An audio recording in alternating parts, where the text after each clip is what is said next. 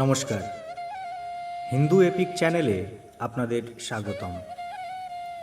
মহাভারত সিরিজের আজকের পর্বে আমরা জানব কৌরব ও পাণ্ডবদের কুল গুরু কৃপাচার্য ও গুরু দ্রোণাচার্যের জন্ম এবং তাদের জীবনী। মহর্ষি গৌতমের এক শিষ্য ছিলেন শরদ্দান। এই শরদ্দান ছিলেন পরম ধনুর্বিদ। তার একাগ্রতা দেখে দেবরাজ ইন্দ্র ভীত হয়ে জানপদী নামে এক অপ্সরাকে পাঠান তার তপবন ভঙ্গ করতে। অপ্সরাকে দেখে শরদ্দানের বীর্য স্খলিত হয়ে এক গুচ্ছ ঘাসের ওপর পড়ে। সেই বীর্য ঘাসের ওপর পড়ে দ্বিখণ্ড হয়ে যায় এবং সেই থেকে একটি পুত্র এবং একটি কন্যা শিশুর জন্ম হয়। মহারাজ শান্তনু, যিনি পাণ্ডবদের প্রপিতামহ অর্থাৎ ভীষ্মের পিতা, তিনি বনের মধ্যে শিশু দুটিকে খুঁজে পান। দয়ার বশে অর্থাৎ কৃপা করে তিনি তাদের প্রাসাদে নিয়ে আসেন এবং লালন পালন করে বড় করে তোলেন। তাই তাদের নাম হয় কৃপ এবং কৃপি। কৃপাচার্যের মতোই দ্রোণেরও জন্ম ছিল রহস্যময়। গুরু দ্রোণাচার্যের পিতা ছিলেন মহর্ষি ভরদ্বাজ। ভরদ্বাজ ঋষি গঙ্গার উত্তরে বাস করতেন। একদিন স্নানকালে ঘৃতাচী অপ্সরাকে দেখে তার বীর্যপাত হয়। সেই বীর্য তিনি কলসির মধ্যে রাখেন এবং তা থেকে গুরু দ্রোণের জন্ম হয়। অগ্নিবেশ্য মুনি দ্রোণকে আগ্নেয়াস্ত্র শিক্ষা দেন। পাঞ্চালরাজ পৃষৎ ভরদ্বাজের সখা ছিলেন। তার পুত্র দ্রুপদ দ্রোণের সঙ্গে খেলা করতেন। পিতার আদেশে দ্রোণ কৃপিকে বিবাহ করেন। তাদের একটি পুত্র হয়। সেই পুত্র ভূমিষ্ঠ হয়েই অশ্বের ন্যায় চিৎকার করেছিল, সেজন্য তার নাম অশ্বত্থামা হল।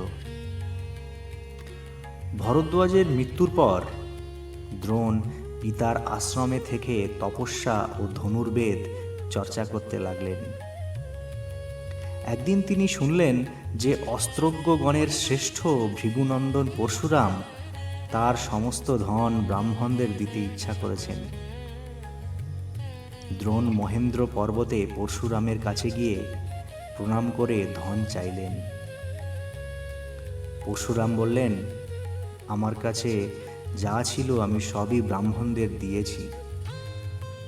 সমগ্র পৃথিবী আমি কশ্যপকে দিয়েছি। এখন কেবল আমার শরীর আর এই অস্ত্র শস্ত্র অবশিষ্ট আছে।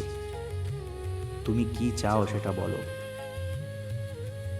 দ্রোণ বললেন, আপনি সমস্ত অস্ত্রশস্ত্র আমাকে দিন এবং তাদের প্রয়োগ ও প্রত্যাহরণের বিধি আমাকে শেখান। পরশুরাম দ্রোণের প্রার্থনা পূরণ করলেন।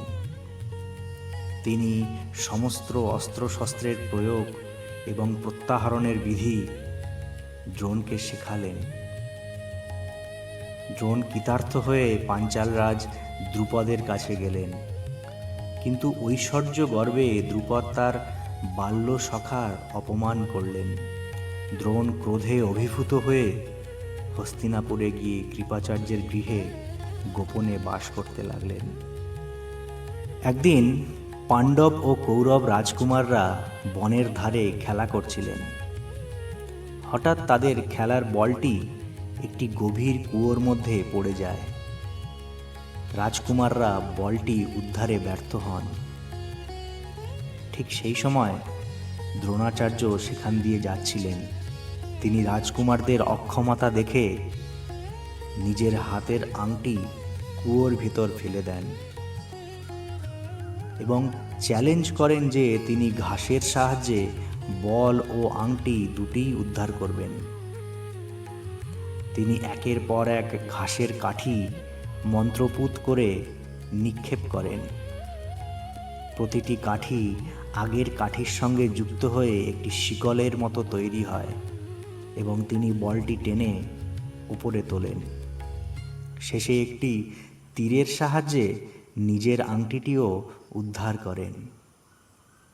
রাজকুমাররা অবাক হয়ে এই ঘটনা পিতামহ ভীষ্মকে জানান। ভীষ্ম তৎক্ষণাৎ বুঝতে পারেন যে এই ব্রাহ্মণ সাধারণ কেউ নন, স্বয়ং আচার্য দ্রোণ। ভীষ্ম তাকে সসম্মানে হস্তিনাপুরে নিয়ে আসেন এবং রাজকুমারদের উন্নত সামরিক শিক্ষা ও দিব্যাস্ত্রের কৌশল শেখানোর জন্য রাজগুরু পদে নিযুক্ত করতে চান। দ্রোণাচার্য যখন গুরু হিসেবে নিযুক্ত হন তখন তিনি একটি শর্ত দিয়েছিলেন। তিনি বলেছিলেন যে শিক্ষা শেষে শিষ্যদের তার এক পুরানো অপমানের প্রতিশোধ নিতে সাহায্য করতে হবে। রাজা দ্রুপদের বিরুদ্ধে তাদের যুদ্ধ করতে হবে। পাণ্ডবরা সেই শর্ত পূরণ করেছিলেন। নিষাদ রাজ হিরণ্যধনুর পুত্র একলব্য দ্রোণের কাছে শিক্ষার জন্য একদিন এলেন, কিন্তু নীচ জাতি বলে দ্রোণ তাকে শিক্ষার জন্য নিলেন না। একলব্য দ্রোণের পায়ে মাথা রেখে প্রণাম করে বনে চলে গেলেন এবং দ্রোণের একটি মৃন্ময়ী মূর্তিকে আচার্য কল্পনা করে নিজের চেষ্টায় অস্ত্রবিদ্যা অভ্যাস করতে লাগলেন। একদিন কুরু এবং পাণ্ডবগণ মৃগ শিকারে গেল। তাদের এক অনুচর মৃগয়ার উপকরণ এবং কুকুর নিয়ে পিছনে পিছনে যাচ্ছিল। কুকুরটি ঘুরতে ঘুরতে একলব্যের কাছে এসে উপস্থিত হয়েছিল এবং তার কৃষ্ণবর্ণ মলিন দেহ, মৃগচর্ম পরিধান ও মাথায় জটা দেখে চিৎকার করতে লাগল। একলব্য সঙ্গে সঙ্গে 7টি বাণ ছুঁড়ে তার মুখের মধ্যে পুরে দিলেন। কুকুর তাই নিয়ে রাজকুমারদের কাছে গেল। তারা অবাক হয়ে একলব্যের কাছে এলেন এবং তার কথা দ্রোণাচার্যকে জানালেন। অর্জুন দ্রোণকে গোপনে বললেন, আপনি প্রীত হয়ে আমাকে বলেছিলেন যে আপনার কোনো শিষ্য আমার চেয়ে শ্রেষ্ঠ হবে না, কিন্তু একলব্য আমাকে অতিক্রম করল কি করে? দ্রোণ অর্জুনকে সঙ্গে নিয়ে একলব্যের কাছে গেলেন। একলব্য ভূমিষ্ঠ হয়ে প্রণাম করে দাঁড়িয়ে রইলেন। দ্রোণ বললেন, বীর, তুমি যদি আমার শিষ্যই হও তবে গুরু দক্ষিণা দাও। একলব্য আনন্দিত হয়ে বললেন, ভগবান, কি দেব আজ্ঞা করুন, গুরুকে অদেয় আমার কিছুই নেই। দ্রোণ বললেন, তোমার দক্ষিণ অঙ্গুষ্ঠ আমাকে দাও। এই দারুণ বাক্য শুনে একলব্য প্রফুল্ল মুখে অকাতর চিত্তে নিজের আঙুল কেটে দ্রোণকে দান করলেন। তারপর একলব্য অন্য আঙুল দিয়ে স্বরাকর্ষণ করে দেখলেন, কিন্তু স্বর অর্থাৎ তীর আগের মতো শীঘ্রগামী হলো না। অর্জুন সন্তুষ্ট হলেন। দ্রোণের শিক্ষার ফলে ভীম ও দুর্যোধন গদা যুদ্ধে, অশ্বত্থামা গুপ্ত অস্ত্রের প্রয়োগে, নকুল এবং সহদেব তলোয়ার যুদ্ধে, যুধিষ্ঠির রথচালনায় এবং অর্জুন বুদ্ধিবল, উৎসাহ ও সর্বাস্ত্রের প্রয়োগে শ্রেষ্ঠ হলেন।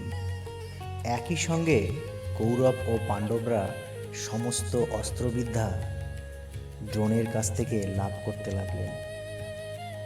দুর্যোধন এবং তার কৌরব ভাইয়েরা পাণ্ডবদের শক্তি ও কৌশল দেখে ঈর্ষা করতেন।